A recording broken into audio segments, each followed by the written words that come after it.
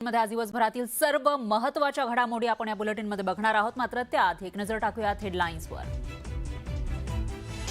Headlines प्रायोजक राम बंधू लोणचे।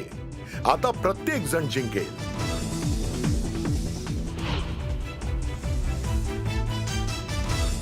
सूर्याजी पिसाळवर आजही गद्दारीचा टिळा। पिसाळ जसा 400 वर्ष लक्षात राहिला तसा मिंधे लक्षात राहील। उद्धव ठाकरेंचा एकनाथ शिंदेंवर निशाणा।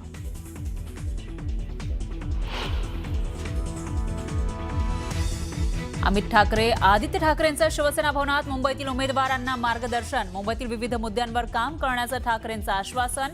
अमित ठाकरे पहिल्यांदा शिवसेना भवनात।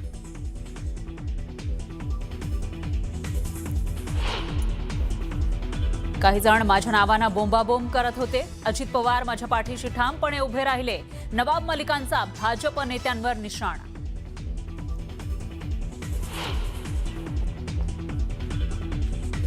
सोलापुरात भाजपचं कार्यालय भाजपच्याच कार्यकर्त्यांनी फोडलं। आमदार विजयकुमार देशमुख यांच्या समर्थकांमधील वाद टोकाला। अंतर्गत वादातून कार्यालयाची तोडफोड।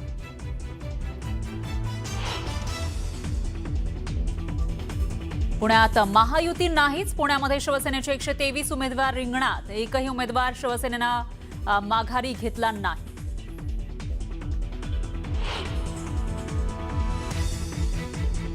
केडीएमसी मध्ये महायुतीचे 19 उमेदवार बिनविरोध। भाजपचे तब्बल 13 उमेदवार तर शिवसेनेचे 6 उमेदवार विजयी।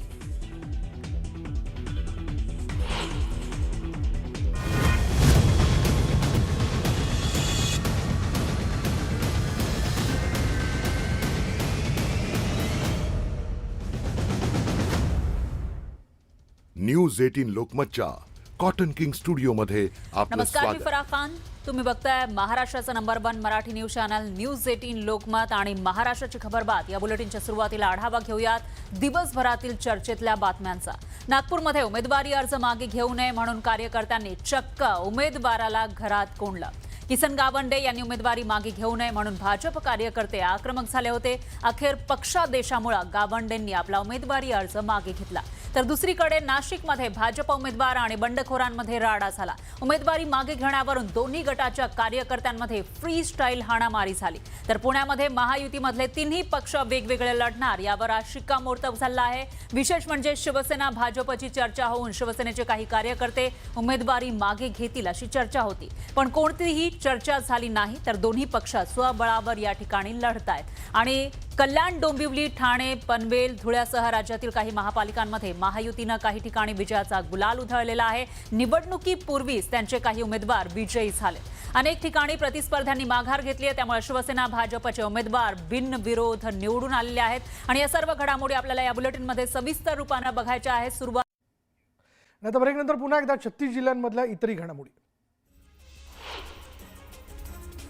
छत्रपती संभाजीनगरमध्ये अंबादास दानवे आणि चंद्रकांत खैरेंमधील वाद संपायचं नाव घेत नाही आणि यावेळी दानवेंनी वाढदिवसाच्या शुभेच्छा देताना खैरेंवर जोरदार टोला लगावला आणि यामुळे दोघांमधील नाराजी कायम असल्याची जोरदार चर्चा। कुत्र्यांवर नजर ठेवण्याचा शिक्षकांसाठीचा पर्याय मागे घेण्याची मागणी बच्चू कडूंनी केली, अन्यथा शिक्षण मंत्र्यांच्या घरात कुत्रे सोडण्याचा इशारा कडूंनी दिला।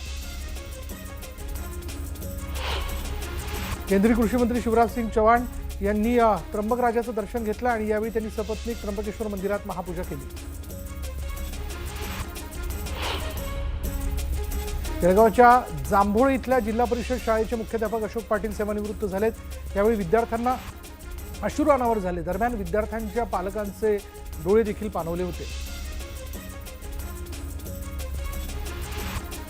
लांजा तालुक्यामधील ग्रामीण भागामध्ये गवा रेड्याचा वावर आढळला, यामुळे नागरिकांमध्ये भीतीचं वातावरण निर्माण झालंय। तातडीने बंदोबस्त करण्याची मागणी नागरिकांनी केली।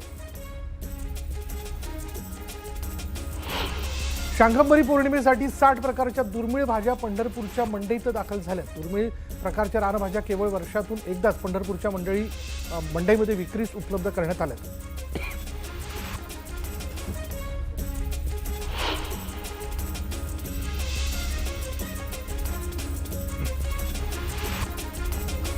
भुसावळमध्ये रात्री 10 नंतर डीजे वाजवल्यास थेट गुन्हा नोंदवला जाणार आहे। डीवायएसपी केदार बारबोले यांनी हा इशारा दिला।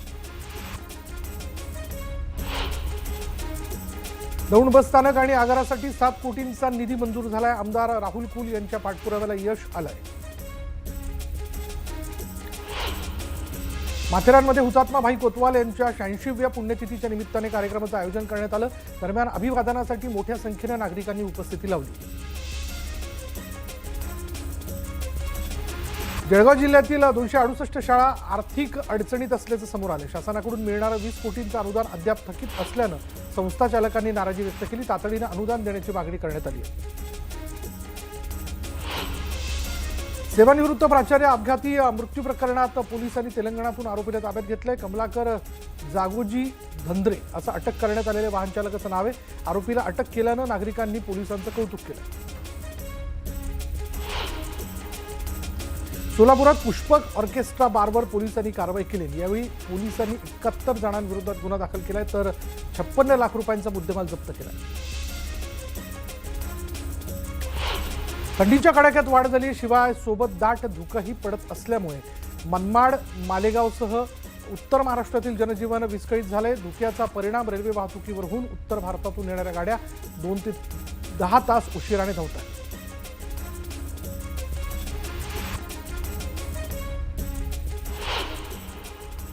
आणि आता 10 सेकंदात 10 घडामोडी. 10 सेकंद 10 बातम्या.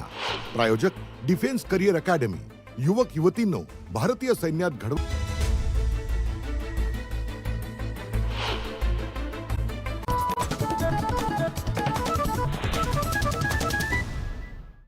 आणि आता ब्रेकनंतर इतरही घडामोडी अगदी झटपट. सुरुवात करूया.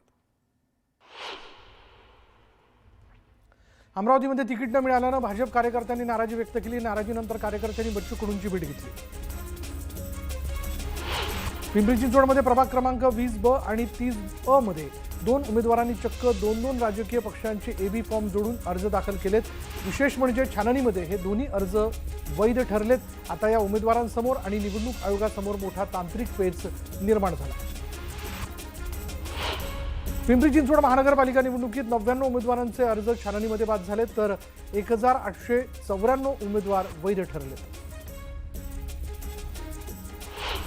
नागपूरमध्ये भाजप उमेदवारांना अर्ज मागे घेऊ नये यासाठी त्यांच्या समर्थकांनीच त्यांच्या घरात त्यांना कोंडलं होतं. प्रभाग 13D मध्ये भाजपनं किसन गावंडे आणि विजय होले यांना एबी फॉर्म दिला होता आणि दरम्यान त्यांनी उमेदवारी अर्ज मागे घेतला.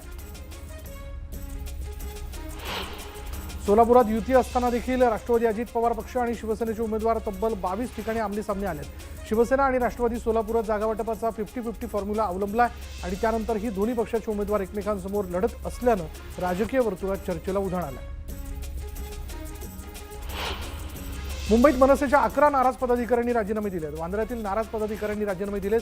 वांद्रे इथल्या प्रभाग क्रमांक 97, प्रभाग क्रमांक 98 मधील मनसेच्या 11 पदाधिकाऱ्यांनी राजीनामे दिलेत. मशाल चिन्हावर उमेदवार रिंगणात असल्यानं नाराज मनसे पदाधिकाऱ्यांनी हे राजीनामे दिले.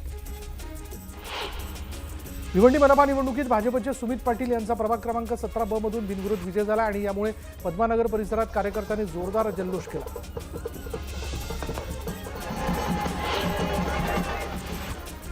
आता वेळ झाली का ब्रेकची. ब्रेक घेऊयात. पहा फक्त न्यूज 18 लोकमत.